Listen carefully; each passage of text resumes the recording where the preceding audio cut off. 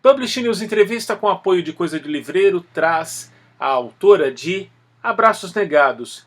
E nem era tempo de pandemia quando publicou esse livro, entre outros que ela também escreveu. É a publisher da editora Nós, que tem mais de 50 livros publicados, principalmente contemporâneas e contemporâneos aqui do Brasil ou a partir do Brasil para o mundo.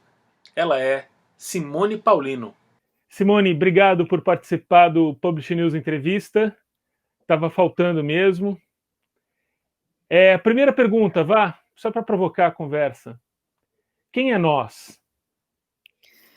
Puxa, que pergunta bonita. Então, nós somos todos, eu acho um pouco, né? Claro que dentro desse nós tem eu também, né? Eu e essa minha paixão louca pelos livros, né, que me fez fazer essa loucura, que é querer ser editora num país de não leitores, né, então dentro desse nós tem todo mundo que tem me ajudado a fazer essa história nesses 5 anos, e que é muita gente. E aí, quando eu digo muita gente, eu não estou me referindo só aos nossos colaboradores, aos nossos autores, mas eu estou me referindo também àquelas pessoas que aceitaram muito bem os nossos livros e que hoje em dia viraram uma espécie de fã-clube, digamos assim, da Nós, né? Então, é uma das coisas boas que tem, eu acho, esse nome, porque cabe todo mundo dentro desse nós, né? Essa é a ideia. Coube até o latido do cachorro aqui que nos Eu vi, acompanha. ele falou, eu também. Eu também, nós somos todos. Simone, antes de falar da autora dessa paixão da edição, eu queria falar um pouco do negócio livro, justamente porque você falou paixão, me dá vontade de perguntar do negócio livro. Como é que é, desde da criação da Nós, como é que tem sido a editora como negócio para você? Olha, é interessante isso, porque eu quando tive a ideia de criar a Nós, eu acabei fazendo uma coisa que eu achei que nunca eu ia fazer, que era um business plan. A ideia era justamente essa, né? Porque ali eu já tinha uma coisa em mim que é assim, embora seja uma paixão, eu queria que a Nós não fosse uma brincadeira ou uma coisa amadora.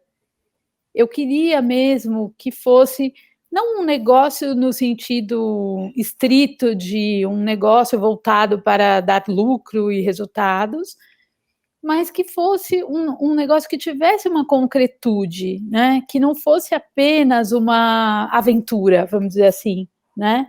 Então, eu fiz um business plan para Nós, estudei o mercado com uma consultoria da Soneto. A gente estudou o mercado, quem estava no mercado naquele período, quem eram os parceiros potenciais, como é que estava o mercado livreiro. A gente fez uma radiografiazinha ali para pensar um pouco se a gente cabia nesse mundo, se cabia mais uma editora, se tinha espaço, né? E então, assim, de uma certa forma, ela começou a ser pensada não só como paixão, mas também como negócio, né? Mas, André, você sabe tão bem quanto eu que a Nós foi criada em 2015, no início de 2015, né? Eu tenho como data de fundação o dia 9 de janeiro de 2015. E interessante porque eu considero o nascimento da Nós muito em torno da publicação da notícia no Publish News. Porque tem uma história bem interessante sobre isso, depois eu até conto se você quiser. Quero. E então, ela nasceu em 2015. Só que o que aconteceu de 2015 para cá, né? Assim, ela nasceu no pior período para o livro, porque se você pensar até 2015, até 2014, mais ou menos, o cenário para o livro no Brasil estava relativamente bom, com todas as dificuldades, as limitações e tal, mas estava relativamente bom, né? A gente não pode negar que, e aí eu tenho que dizer isso, não é inescapável, né? Por causa do governo Lula e do governo Dilma, houve uma valorização da cultura, da educação, do acesso à universidade pública e do livro também, né? Eu sei por quê, porque naquele momento, por exemplo, eu já vinha frequentando as feiras internacionais, né, de livros, e tinha um projeto de que o Brasil seria país homenageado todo ano em uma feira internacional até 2020, que é agora onde a gente está, né? Então, tinha um interesse em torno do Brasil como um todo, e também do livro brasileiro, inclusive com programas de apoio à tradução e tal. Então, era um cenário muito bom, até 2015. E aí, no ano que eu criei a Nós, foi quando tudo começou, de alguma forma, a se desmontar, né? A se esfacelar, até chegar nesse caos absoluto que nós estamos hoje, né? Então, e isso é aquela coisa que no business plan não dá para você prever, né? Porque você analisa um pouco o mercado, vê as tendências, e a tendência era uma tendência boa, né? E só que mudou tudo de lá para cá. Então, de lá para cá, em termos de negócio, o que a Nós fez foi tentar continuar existindo e sobrevivendo e manter a cabeça fora da água para continuar fazendo os livros e tal. Mas não tem sido fácil. Não tem sido fácil. Os altos e baixos são muitos, às vezes muito baixo, e a gente pode entrar no detalhe disso depois, se você quiser. Mas estamos aqui, né? Porque também tinha uma outra coisa que me inspirava muito, que é um dado meio fictício que existe, né, de que a maior parte existem pesquisas que mostram que a maior parte das empresas que são criadas, elas fecham no primeiro ano, né, sei lá, 60%, 70% fecha no primeiro ano. Tem esse muro do limite dos 5 anos, né? Isso, exatamente. Aí tem essa coisa no mercado geral, uma ideia de que uma empresa ela precisa se sustentar durante 5 anos para só então começar a dar eventualmente algum retorno, né? O que lá no business plan eles chamam um pouco também do break-even, né? Que você tem que passar aquela arrebentação, digamos assim, para poder. Então, o que eu fiz foi teimosamente tentar me manter existindo nesses 5 anos, né? E, enfim, é um pouco isso. Tem um número, assim, quantos livros foram lançados em 5 anos pela Nós? Então, agora a gente já tem mais de 50, acho que a gente está indo para 55 livros, né? E que é uma coisa que... Era o planejado ou extrapolou? Não, era planejado, porque assim, o meu objetivo nesses 5 primeiros anos era publicar, e estava no meu business plan, que era publicar um livro, uma média de um livro por mês, que daria em torno de 10 livros por ano, porque tem mês que janeiro, por exemplo, normalmente você não lança e tal. Então estava super dentro da minha expectativa, né? E eu sempre conto essa história, que tem uma história que eu adoro, que é o Evandro Afonso Ferreira, meu amigo querido, escritor maravilhoso.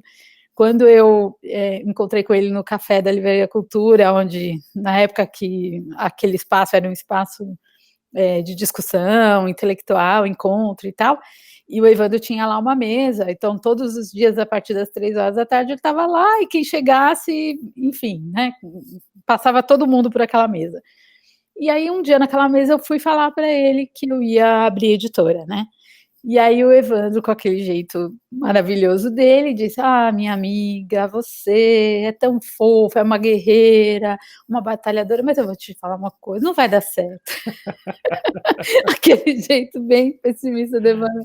Sabe por que não vai dar certo, minha querida? Eu vou te explicar. Eu já tive sebo, eu já fui dono de livraria, eu sou escritor, e eu sei que você vai publicar o primeiro livro, não vai vender. Você vai fazer o segundo, vai vender 200 exemplares. Vai fazer o terceiro. Quando chegar no quarto, seu dinheiro vai ter acabado e você vai fechar, como a maioria das editoras fecha, né? E aí, toda vez, aquilo virou um desafio para mim, porque toda vez que eu encontrava o Evandro, eu falava para ele: Evandro, estou no 8º livro, Evandro, 13º, e etc. E Mas o quando livro, você sai dessa mesa, nesse dia com o Evandro, você levanta dessa mesa com dúvida? nenhuma dúvida, É? nenhuma dúvida. Não, não tinha dúvida, não tinha dúvida. E não tenho dúvida hoje também, entende? E aí eu acho que eu posso fazer uma menção ao Júlio, né? Mas só para completar o lance do Evandro, aí o Evandro, eu acabei publicando um livro do Evandro na Nós, né? Um inédito dele, e foi o livro de número 46, o dele. Então, aquela ideia de que eu ia parar no 4º livro não aconteceu, realmente, né? E, enfim, mas não tive dúvida. Tá. Eu acho que eu não tive dúvida antes, não tive dúvida no meio, e não tenho dúvida agora. Eu tive e tenho um pouco de medo, claro, né? Porque, enfim, ainda mais agora que a Nós já virou uma coisa assim, eu acho que a Nós já é muito maior que eu, né? Assim, ela já tem uma vida própria e tal, mas ela é muito minha. Então, e eu tenho um certo apego. Então, eu tenho muito medo. Assim, eu não sei o que seria a minha vida sem a Nós. Eu acho que tem isso, entendeu? E como é que é a sua atitude como editora? Como é que você desenhou isso? Você é o tipo de editora que acompanha o texto, discute texto com o autor, diz o que tem que mudar às vezes, tem esse tipo de embate, que era uma coisa mais até comum, mas vejo que também não é sempre, não é toda editora que tem esse perfil e tal. Enfim, como é que é na Nós? Eu acho que eu tenho, sim. Isso é uma parte que eu gosto bastante. Caiu o seu Porque... livro aqui até. Eu não Ah, sei se você... Aí você conta até, aproveita para contar se você discutiu com a sua autora, Simone Paulino. Discuti muito para esse livro sair, para você ter ideia, né? Não, o que tem é assim, que eu acho que tem uma diferença entre ser, embora a palavra seja quase a mesma coisa, né? Mas tem uma diferença entre ser publisher e ser editora. O publisher é o dono da editora, na minha visão, né? E esse cara que é o dono, ele é o cara mais voltado para o negócio mesmo, eu acho, né? Agora, o editor é uma outra figura, né? Então, digamos que eu entrei mais como editora e tive que desenvolver algumas habilidades de publisher. Tá. E que eu acho que até estou me saindo relativamente bem, né? Mais até do que eu imaginava, porque tinha os pudores que eu tinha antes que eu não tenho mais, né? Então, Do mas tipo, discutir contrato, essas do coisas? tipo comercial, né? Tá, Falar de tá. dinheiro. A grande questão é falar de dinheiro, né? Assim, porque, claro, eu queria fazer livro, mas fazer livro só não adianta, você tem que fazer e vender. E eu lembro muito bem que no começo algumas pessoas falavam para mim, mas Simone, é você quem tem que vender o livro, porque quando você fala do livro e você mostra por que você escolheu, por que você quis editar esse livro, você convence as pessoas. Eu falava, não, mas eu sou editora, a editora de texto, né? Sei. Não vou me meter no comercial e tal, não sei o quê. Hoje eu não tenho pudor disso, porque antes era um pudor mesmo, era quase uma vergonha, vamos dizer assim, de vender. Um tabu. Um tabu, né? Ah, não, eu sou do texto, sou da arte, eu sou. Não, hoje eu sou tudo, né? Então, esse pudor eu não tenho mais. Agora, do ponto de vista do trabalho no texto, sim, é uma coisa que eu gosto muito de fazer, né? Porque, até pelo fato de ser também escritora, a minha relação com a palavra, com o texto, com a literatura, é uma relação muito amorosa. Então, assim, não existe a menor possibilidade de sair um livro na Nós que eu não tenha olhado por todos os ângulos, que eu não tenha pensado, refletido, sabe, assim, chega uma coisa obsessiva de discutir palavra, de discutir aquele termo, né? Então, isso é uma coisa que eu faço e eu faço com muito prazer, né? Agora, eu tenho tido sorte de publicar livros que chegam já muito precisos, né? Tem um ou outro em que eu faço uma interferência maior, eu tenho uma presença grande, eu acho, nos títulos, porque modéstia à parte, eu acho que eu sou boa de título, tenho uns insights para título, então nos títulos tem muita interferência minha, né? Mas é isso, mas eu sou uma editora um pouco à moda antiga nesse sentido, né? De entrar no texto com os autores, né? Qual é assim, se pudesse escolher um autor, não imagina que tá todo mundo solto, ninguém tá em editora nenhuma, você podia pegar alguém, a primeira autora seria a Clarice Lispector, que você ia pegar para você, só para contextualizar quem está assistindo, você é uma grande fã da Clarice, uma estudiosa sobre a Clarice Lispector, tem livro publicado sobre a Clarice, né? Então, sabe que eu não sei? Porque tem uma coisa que também, que é aquilo que eu estava falando, que a Nós hoje já é um pouco maior que eu, é porque ela meio que ganhou uma vida para além das minhas expectativas, né? O que isso significa? Por exemplo, quando eu criei a Nós, eu queria que fosse uma editora contemporânea. Essa era a minha palavra. Uma editora contemporânea. E contemporânea quer dizer... Então, porque... Autores de 20 anos para cá, é isso? O que eu queria fazer uma editora que publicasse livros do nosso tempo e que a gente pudesse olhar, isso é uma coisa que eu tenho um pouco na minha vida, assim, é pensar no futuro como alguém vai olhar para o passado e dizer isso aqui era importante, né? Então, assim, um grande desejo ou fantasia seria, por exemplo, publicar alguém que depois, no futuro, olhando para trás, alguém dissesse: ah, esse autor X foi a Nós que descobriu, foi a Nós que publicou pela primeira vez e que virou um cara maravilhoso, né? Que é um pouco, por exemplo, que eu penso sobre o Samuel Beckett e a relação dele com o editor dele, o Jérôme Landon. E foi ele que descobriu o Beckett, ele que publicou o Beckett, e naquele momento, eu sempre penso assim, naquele momento, no presente, ele não era o Beckett. Ele virou o Beckett depois. Porque eu acho que o grande editor não é aquele que publica o livro, que vende pra caramba e tal. O bom editor é aquele que consegue descobrir e ajudar a construir um grande autor. Para mim é um pouco isso, né? Uhum. Então, quando eu falava contemporânea, era um pouco nesse sentido mesmo, né? Uma editora desse tempo presente, né? Como diz lá o tempo presente, a vida presente, como diz o poema do Drummond, né? Porque eu sou essa pessoa. Eu sou uma pessoa muito contemporânea. Assim, eu gosto muito de uma frase do Paulinho da Viola, que ele fala: eu não vivo no passado, o passado vive em mim. Eu não vivo no passado. Eu sou o tipo de pessoa assim que o passado não me interessa muito, entendeu?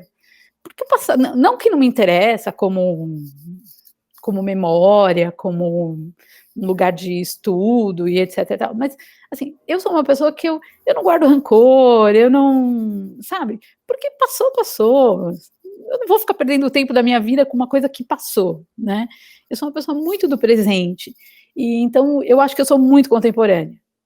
E aí eu queria que a Nós também fosse assim, né? E acho que está acontecendo. Só que nesse processo de criação da Nós, é o que eu falei, ela vai ganhando uma vida própria, de modo que agora, por exemplo, eu cometi essa ousadia de publicar a Virginia Woolf, que era uma autora que, em princípio, não estava no meu imaginário, né? Ou no meu desejo, estava no meu imaginário, no meu desejo como autora e como leitora, etc.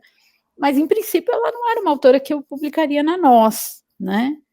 Só que é isso que eu falo, a editora também vai ganhando uma vida própria, né? E também, se você for analisar, nada mais contemporâneo do que a Virginia Woolf. É como aquele personagem que pede para ter mais atuação no romance e o autor perde um pouco o controle, o personagem manda no autor. Isso é meio famoso, é esquisito isso quando a gente ouve, mas acontece, né? Todo mundo diz que acontece. Exatamente, e foi um pouco isso, né?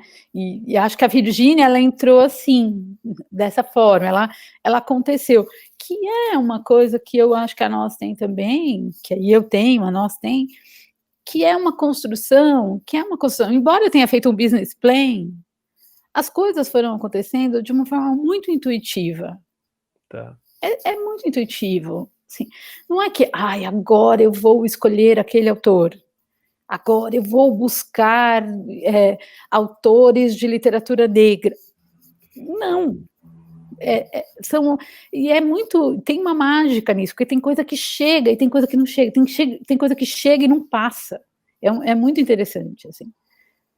Eu dou um exemplo, assim, de um autor, por exemplo, que esse eu assim, me mortifico, porque ele me mandou o livro dele e eu não tive tempo de ler. Não deu tempo. E logo em seguida ele conseguiu uma outra editora, que foi o Itamar Vieira, né? Um livraço que está aí, que todo mundo comenta, etc. e tal, e que eu não tive tempo de ler, né? Mas porque ele também ali, enfim, estava com uma ansiedade para escrita e tal. Eu não me conformo de não ter publicado. Mas eu sei também que não cabe tudo, né? Assim, a minha mãe falava quando eu era criança que eu queria abraçar o mundo, né? E eu acho que eu sou assim até hoje, né? Mas hoje eu já sei que não dá para abraçar todo mundo, né? Você tem que. Mas agora tem que manter distância social, inclusive do mundo. Exatamente. Muito bom. Você falou da sua casa, assim, como é que era? Essa é sempre uma história muito, muito interessante, porque eu sei que já ouvi algumas vezes, mas gostaria que você compartilhasse o que você pudesse. Que você não nasceu numa casa cheia de livros, cercada como você está agora, mas a sua vida te levou.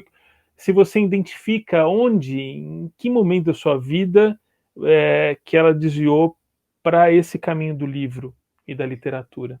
Essa é a parte que eu sempre volto, né? Eu agora estou fazendo, comecei uma coisa de psicanálise com um cara incrível, maravilhoso, que eu estou adorando, que ele não assista isso para não ficar se achando, mas ele é maravilhoso e tal. E isso não adianta, é a primeira coisa que vem, né? Que é essa origem, porque para mim não existe. Lembra, eu falei que eu não vivo no passado, mas o passado vive em mim, né? Então, o que acontece é assim, eu sou essa origem para mim ela é fundamental, né? E eu realmente, eu nasci numa casa, eu às vezes fico pensando assim, né? As pessoas não aguentam mais ouvir essa historinha triste, né? Assim, de que, eu nasci na periferia de São Paulo, num dos piores bairros dessa cidade, que tinha um dos piores IDHs, e numa situação de miserabilidade, não é só uma pobreza, aquela pobreza lúdica e tal, mas sim uma situação de miserabilidade, com todas essas mazelas que a gente vê no nosso país, né, que a gente vê pela televisão e que não parece real, mas eu nasci nessa realidade, né, e eu sempre digo que tem uma diferença entre drama e tragédia, né, e às vezes a gente faz drama e às vezes a gente vive uma tragédia. No meu caso, fui atravessada por uma tragédia, que foi a morte muito prematura do meu pai, que foi assassinado quando eu tinha 5 anos, voltando do trabalho. Então, você juntou uma situação que já era de miserabilidade, né, que é aquela pobreza quase extrema, com uma tragédia, que é a perda do pai. Então, a situação é realmente muito difícil, né? E era uma casa muito precária, né? Daquelas que não tinha teto, não tinha nada, e que não existia livro, até porque minha mãe e meu pai eram analfabetos, né? Nenhum dos dois tinha nenhum nível de escolaridade. E era uma casa que não tinha livro, não tinha jornal, não tinha revista. Revista, eu só lembro, assim, muito remotamente, até acho que eu já escrevi sobre isso, da minha irmã mais velha, a Luzia, que ela lia umas fotonovelas em cima da laje, minha mãe brigava com ela, desce da laje, vem lavar louça e tal, e ela estava lendo fotonovela. Isso eu lembro, mas não tinha livro, né? Então, como é que você chega, né, nesse lugar que eu estou agora, cercada de livro, como você disse, né, vivendo o livro dia e noite? A escola pública da periferia de São Paulo, de Guaianazes, numa época que é finalzinho finalzinho não, ainda é ditadura, né? Mas que por uma sorte era uma escola que mesmo dentro daquela precariedade, tinha lá uma pequena biblioteca e eu tinha ali professores que são sempre, né, eu não gosto de usar essa coisa de que são os heróis e tal, mas que são sempre essa semente na vida da gente, né? E eu me lembro muito bem que a minha primeira professora, primeiro ano primário, na época, a professora Ivani, era uma professora muito atenta. E eu acho que ela percebeu muito rápido a minha fome, né? E que não era uma fome só, a fome real, né? Que também havia, porque a gente ia para a escola e era na escola que a gente comia, porque em casa muitas vezes não tinha que comer.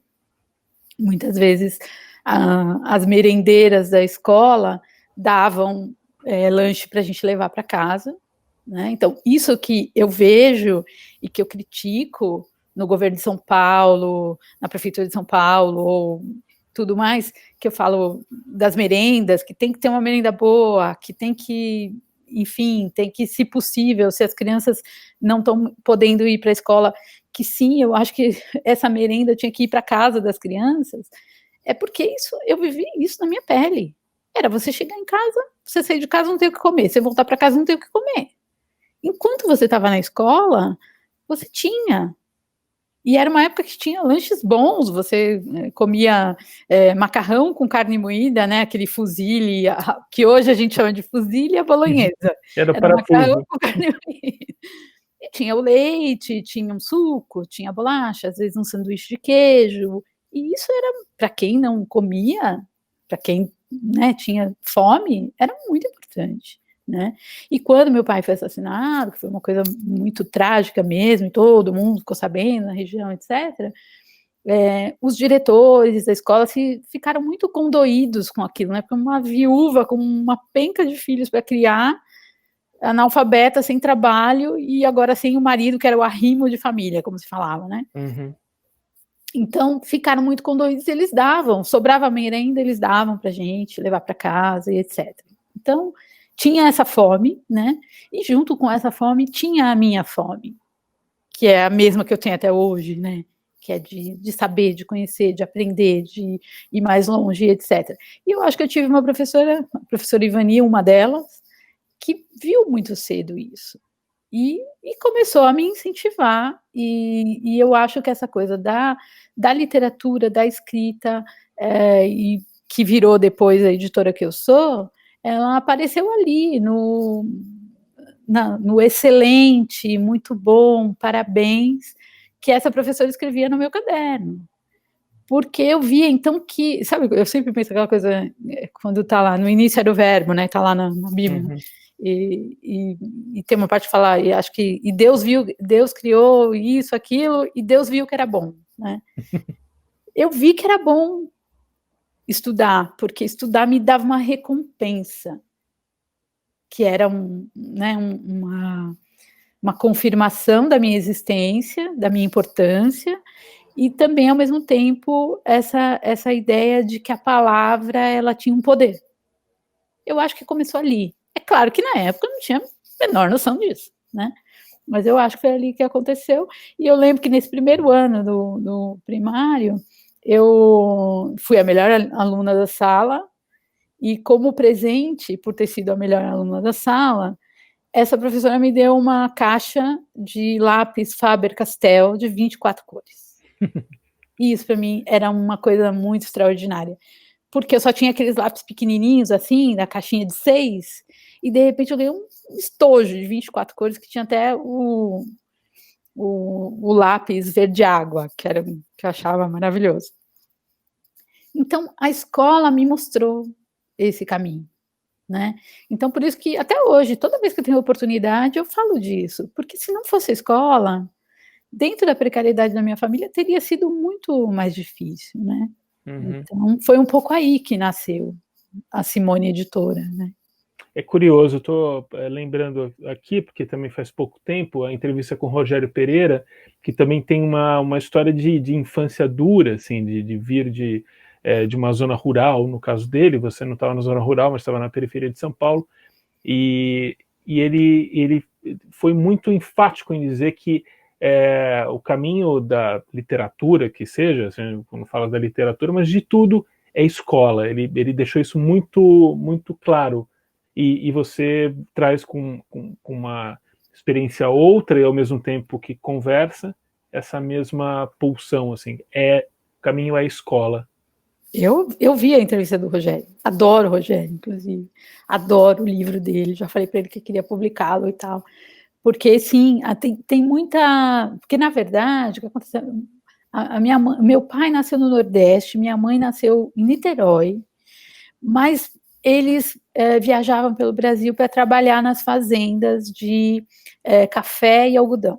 E Uhum. por algum desses mecanismos, a minha mãe acabou encontrando meu pai no Paraná, que é de onde é o Rogério, né? Uhum. Então, aquilo que o Rogério fala também da roça, da não sei o quê, do pai, da mãe na roça, etc., aquela também era a realidade dos meus pais. E lá no Paraná, inclusive. Só que a diferença é que eles também, como muitos brasileiros, num determinado momento, não tendo muito trabalho, ou o trabalho sendo muito mal remunerado, decidiram vir para São Paulo, porque São Paulo era uma promessa de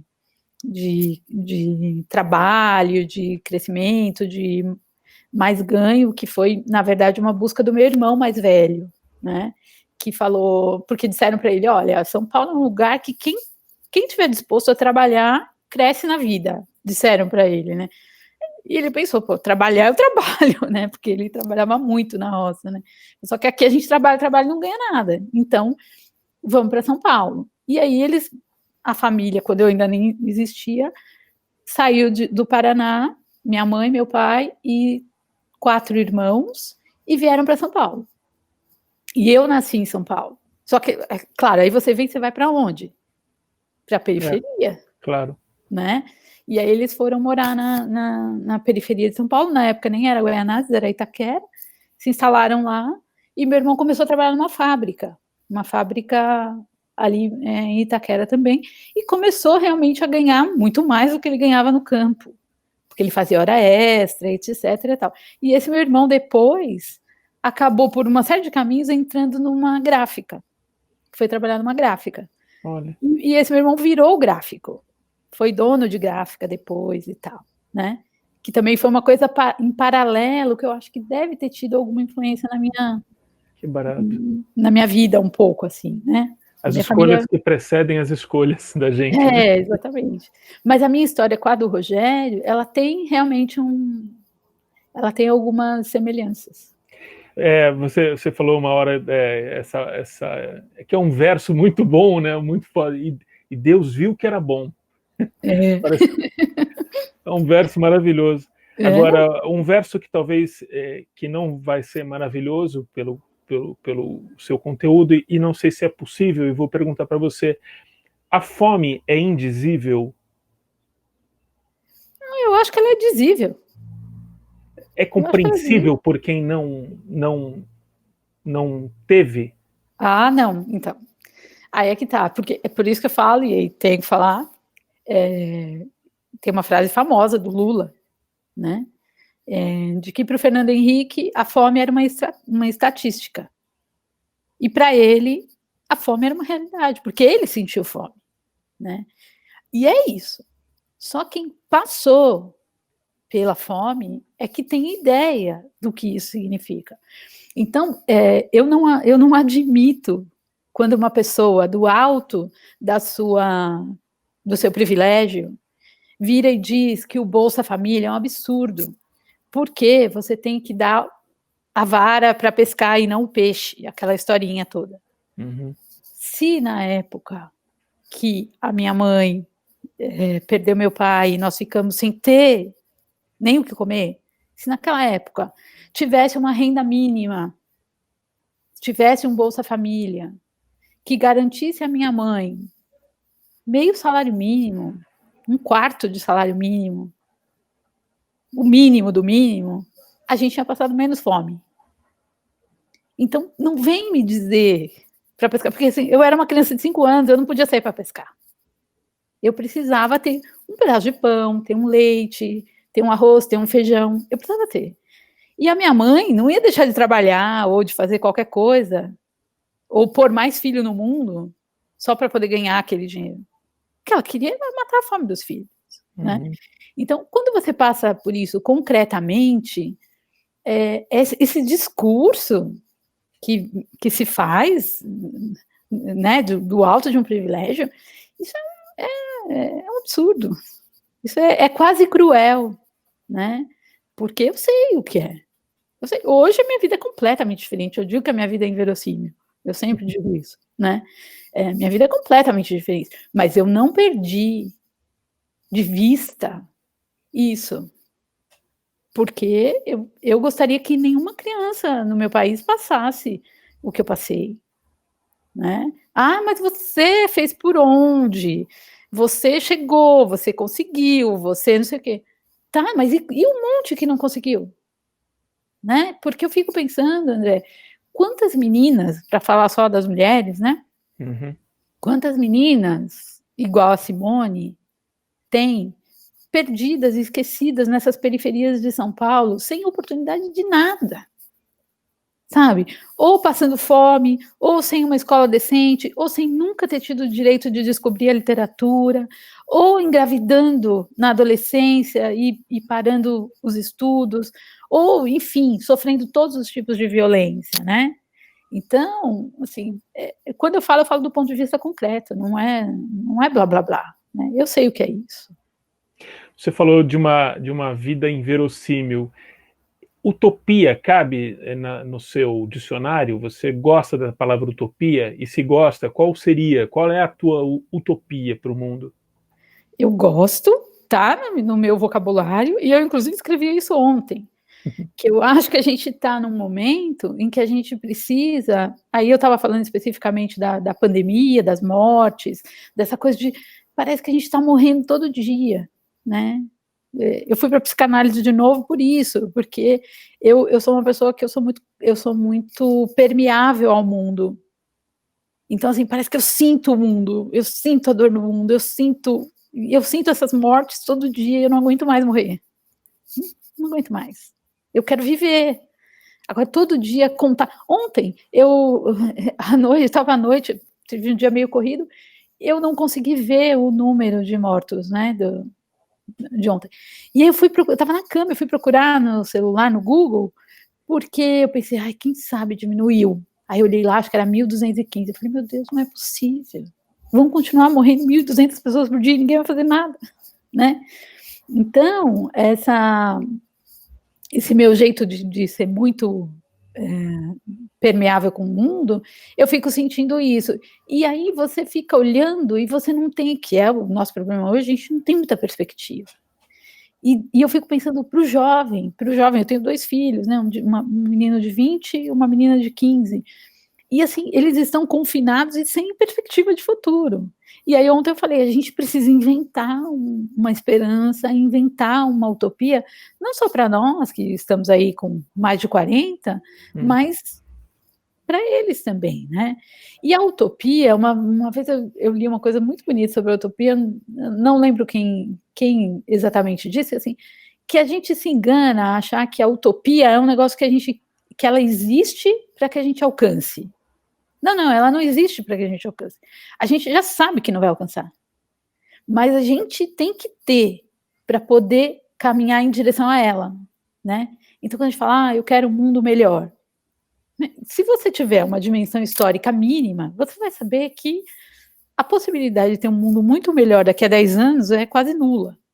Mas eu não posso perder a perspectiva de um mundo melhor. Eu não posso perder a utopia de lutar por um mundo melhor, porque senão ele vai ser pior do que ele já vai ser, né? Digamos assim. Então, para mim, sim, eu acho que utopia é fundamental. Acho que pelo menos uma das pessoas que ficaram famosas por ter dito isso, que a utopia serve para isso, para caminhar, foi o Fernando Birri, que é um cineasta mexicano, que foi uma história contada pelo Eduardo Galeano. Maravilhosa. Talvez tenha sido do Galeano que eu vi. Ela fica rodando e daí muda de autoria. Daqui a pouco vai aparecer, o André Argolo disse. Pô, ou talvez o Frei Beto, não sei se foi o Frei Beto, alguém falou isso e eu achei muito bonito. Não é? É maravilhoso. Agora, antes de eu fazer a última, uma pergunta para ir finalizando nossa maravilhosa conversa, você ficou devendo contar por que dessa data do Publish News, 9 de janeiro da Nós.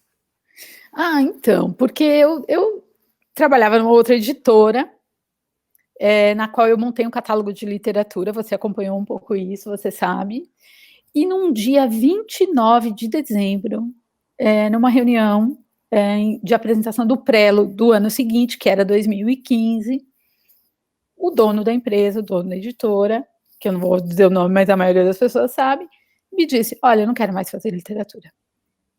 A literatura é um doce que eu provei e não gostei. Essa foi a frase dele, né? E eu pensei comigo, né? Bom, a literatura é tudo que eu quero na minha vida.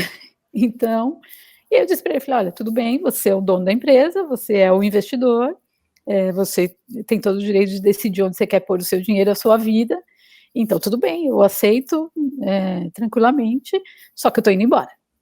Não, você não vai embora, Simone Paulino. Eu falei, não, eu vou embora. Só que eu não vou embora amanhã, eu vou hoje. Porque eu não ando para trás. E se nós já fizemos um catálogo de literatura e eu estou amando tanto fazer isso, é o que eu quero fazer. Não, eu não estou andando para trás. Eu falei, tá, você quer voltar a fazer o que você fazia antes? Eu não ando para trás, eu só ando para frente. Então, eu estou indo embora. E larguei tudo no dia 29 de dezembro. E foi uma coisa foi uma decisão impulsiva, mas instintiva também, né? E aí eu lembro que era na Avenida Paulista, eu desci e fui para o Starbucks, que tinha ali embaixo, num shoppingzinho, e eu liguei para um amigo. E eu liguei para esse meu amigo e falei, olha, aconteceu isso, isso e isso, eu tô saindo, tal, não sei o que. Ele estava em Aspen, esquiando.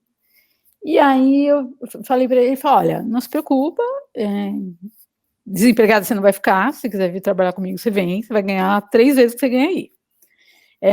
Mas pensa bem o que você vai fazer, etc. Tal. Eu falei, não, eu vou já anunciar e tal. Ele falou, não anuncia agora. Porque hoje é 29 de dezembro, está todo mundo viajando, de férias, etc. Ninguém nem vai ler que você está saindo da editora. Eu volto no dia 8 de janeiro, e no dia 8 de janeiro a gente anuncia e tal, você escreve uma...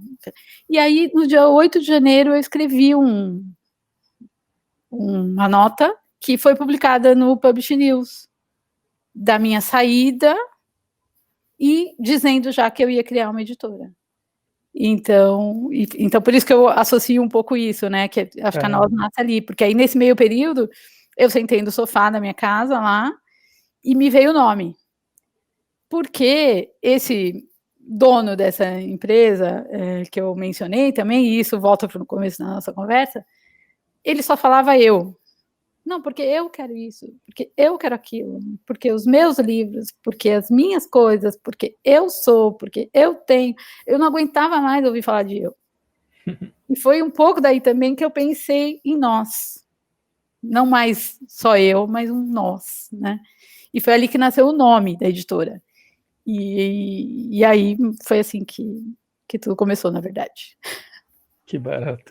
E agora, assim, para finalizar, como é que está a escritora Simone Paulino? Consegue escrever, consegue ter tempo para se dedicar à escrita? Ou tá fazendo falta? Conta como é que tá.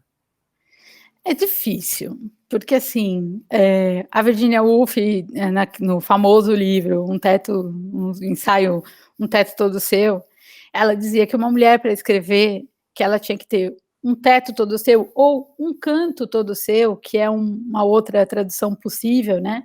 que ela tinha que ter isso e que tinha que ter lá uma quantidade de libras por mês para poder escrever. Ou seja, a mulher ela não poderia ter preocupações financeiras e ela precisaria ter um espaço privado para poder fazer as suas criações, né? Já se passaram, sei lá, quantos anos que a Virgínia escreveu isso, e as mulheres continuam mesmo tendo as suas casas, etc., elas ainda continuam muito ocupadas com outras coisas que não a sua escrita, né? Então, assim, o que sobra de tempo para Simone escritora é muito pouco, né? Até pelo fato de eu ser editora, porque eu estou sempre no livro dos outros, e estou sempre ajudando os outros, e lendo os outros, e aprimorando o que os outros fizeram, etc. Sobra muito pouco tempo para mim. Tempo e energia, né? É uma cabeça boa. Exatamente. Né? Agora, você escreve também, você sabe disso, a escrita também é uma coisa que grita às vezes, né? Então tem hora que ou você escreve, ou você passa mal. Então aí você vai e escreve, né? Então, eu tenho escrito algumas coisas, tem vários projetos em andamento, mas tenho escrito sim. Assim, agora na pandemia eu escrevi um pouco mais, né? Mas aí também tem essa dificuldade agora que é assim, eu tenho uma editora, eu não tenho coragem de publicar meu livro em outro lugar que não seja na minha editora. Até porque se eu fosse escolher hoje, e eu fosse só escritora, e eu fosse escolher uma editora para publicar meu livro, eu escolheria a nossa. Independente de qualquer coisa, eu escolheria a nossa. Agora eu vou te colocar numa saia justa. Se não tivesse a nós, que editora você gostaria? Uma que você admira? Assim. Nossa, que difícil. Nossa, é uma saia justa. Porque, assim, eu confesso que, assim, no passado, a Companhia das Letras era uma editora que eu gostava muito, né? Não que eu não goste mais da Companhia das Letras, continuo gostando, continuo comprando os livros deles, mas eu acho que a Companhia das Letras ganha um tamanho tal que você se perde um pouco dentro dela, né? Mas é uma editora que eu ainda tenho muito, muito apreço por ela. Eu gostava muito da Kozak Naif, né? Então a Kozak ficou durante muito tempo assim sendo um pouco uma referência para mim, né? As pessoas vão ver isso e vão falar, é louca, né? A Kozak não deu certo. O cara botou uma grana lá e não aconteceu nada.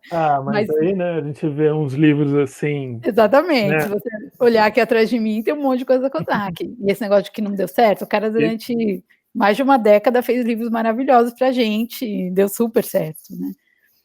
Então, assim, hoje, não sei dizer. A nossa. Simone, muito obrigado. Imagina, eu que super agradeço. Delícia de papo. Atravessemos a pandemia. Atravessemos. Atravessiamo.